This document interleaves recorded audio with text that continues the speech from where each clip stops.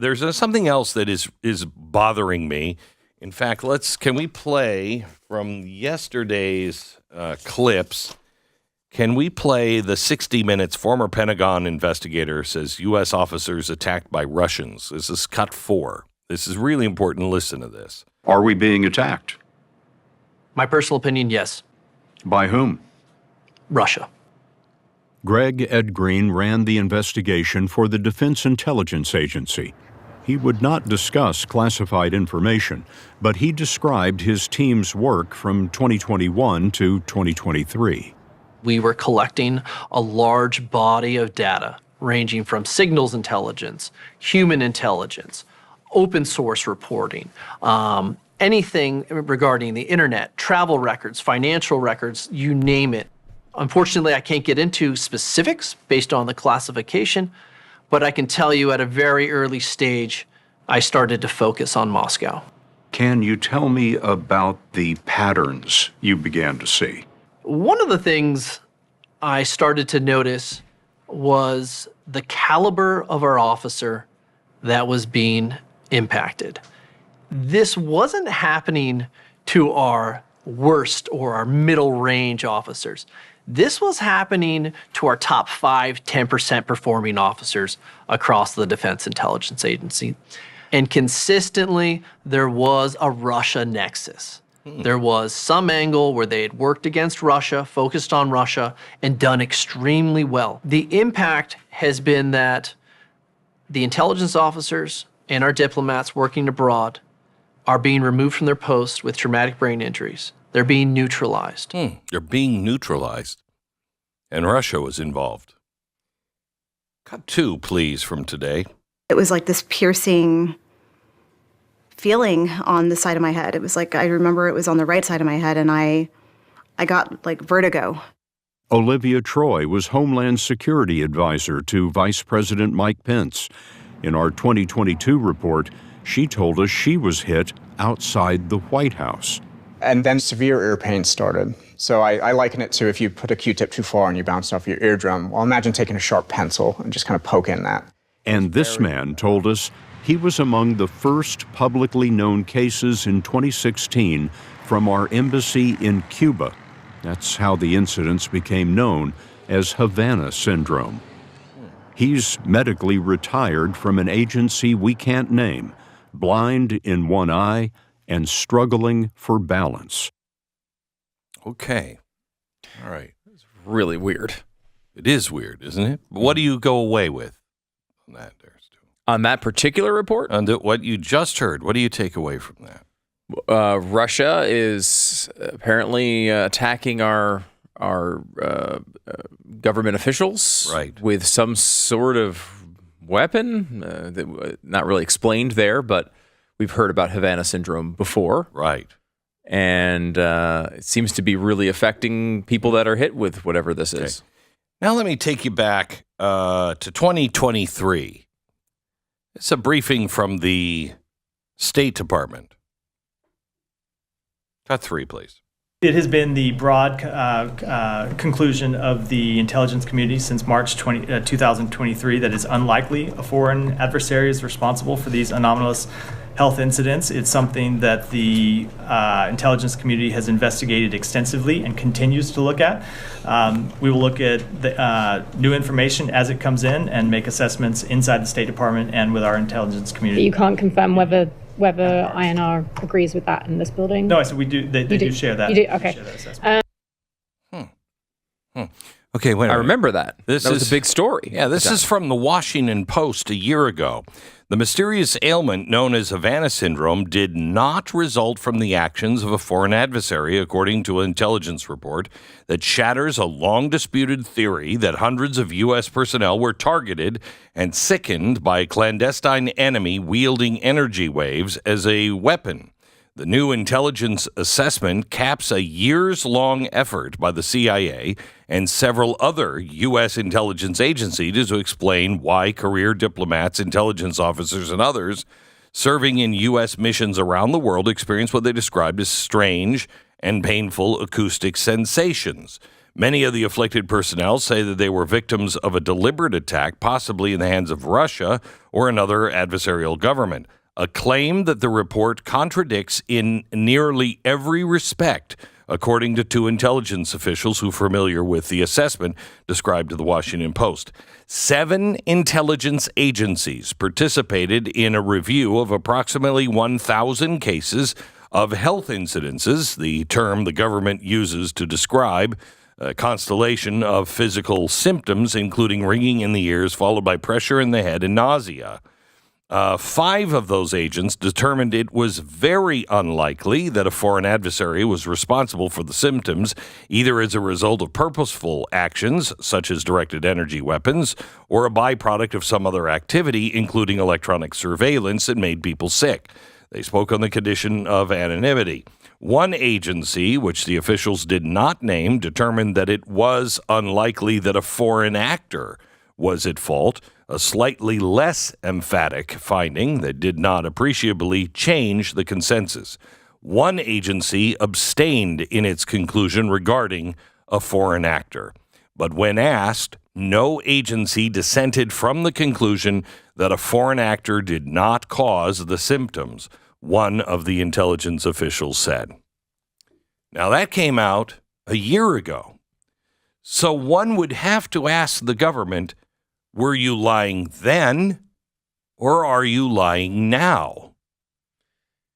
Is it that these are just people within these investigations who are disagreeing with the final conclusion of the government report? Because I remember that report. It was a big story at the time. Mm-hmm. I mean, it was a big thing. Like everyone, for years and years and years, we were told about this Havana Syndrome, very suspicious and strange, but no one really knew. And then they came out with this report, and it was, okay, this is our conclusion. We came up with it. It wasn't anybody. It was, I mean, they kind of made it seem like these were unrelated sort of general health ailments these people were going through. Let's go through some of this. 60 Minutes spoke with retired General Officer Lieutenant Colonel Greg Elgreen.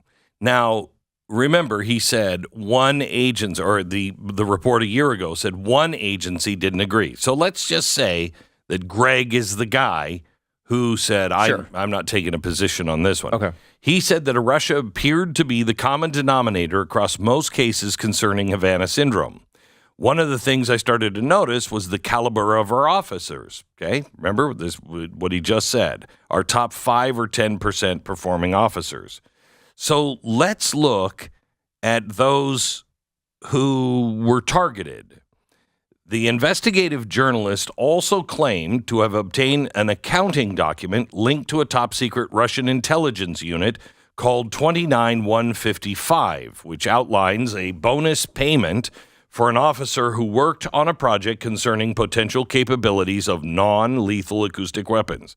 When I saw it, I literally had tears in my eyes because it was spelling out what they had been doing, said one of the victims. It's not definitive proof of Havana Syndrome cause. It's the closest to a receipt you can have, however, for this. Okay. So who are some of these people? Who are some of the people that were linked? And is it real or a hoax? Okay. Let's look at what's happening with the CBS report. CBS doesn't have, and neither does the FBI, have any interest in protecting one of the main sources there that is supposed to be high-level intelligence. Nobody seems to care about hiding her identity. Moreover, CBS acknowledges on multiple occasions that the FBI has been in the loop regarding her appearance and talking points on CBS.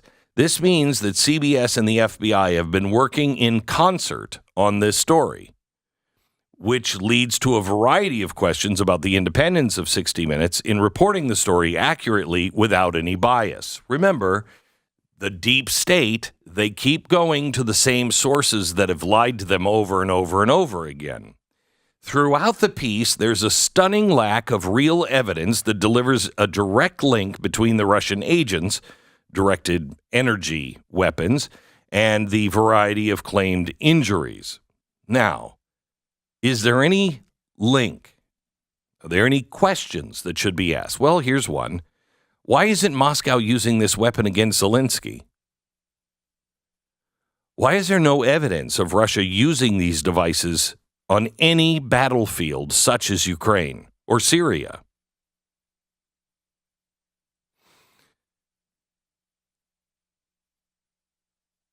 There's a journalist. His name is Hans McAdie. He noticed and spoke on X. He said, it's really important to scrutinize the individual current and the former government agents who claim to be suffering. So who are they? Well, one of them is retired from the CIA in 2019, currently an MSNBC contributor. He was one of the many former government agents who claimed that Hunter Biden's laptop was disinformation. Miles Taylor, another one, wrote the infamous anonymous anti-Trump letter, made a career of leveraging his government credentials to write best-selling Trump-bashing fan fiction. Olivia Troy, she's a former advisor to Mike Pence. She's followed a similar path to Mr. Taylor. And the last one waged the campaign to get social media to censor critics, falsely accused several people of being Russian-controlled accounts. Seems like we have the same kind of people running around. So, Glenn, you're going over this piece on Havana Syndrome from Jordan Schachtel, right? Yep. So it's in the dossier. It's really, really well written and I think well thought out. He's asking the question, why now? Why is this story? And this is something that came up to me yesterday when we were talking about it on the air that 60 Minutes had covered this thing. Wait a minute. Isn't that the same thing that all of the agencies said was not a foreign actor? He thought the same thing. And he went in and he looked into who these people are. And they're all people that, have either been anti-Trump, pro-Hunter Biden. They're all the people that were involved in all of this garbage over the last few years about Russia. And so that's kind of a coincidence. I mean, incredible. He points out in his article, is it perhaps because the House is set to vote on both the massive seizing of Russian assets and the infusion of cash for the war in Ukraine? They're set to vote on that right around the corner. So is this just another setup by the government using CBS to carry the water to say, see how bad they are? It doesn't make sense to me. It obviously doesn't make sense to him either. What does make sense is that you're being set up and lied to, because you were either being lied to last year or you're being lied to now. Which is it? Well, I would imagine that you're probably being lied to now, seeing that money is involved. And you watch. They're gonna come out with the Ukraine money, and they're gonna say it's a loan. It's just a loan. We're just gonna loan them this money. They'll pay us back, but it'll be a forgivable loan. You watch.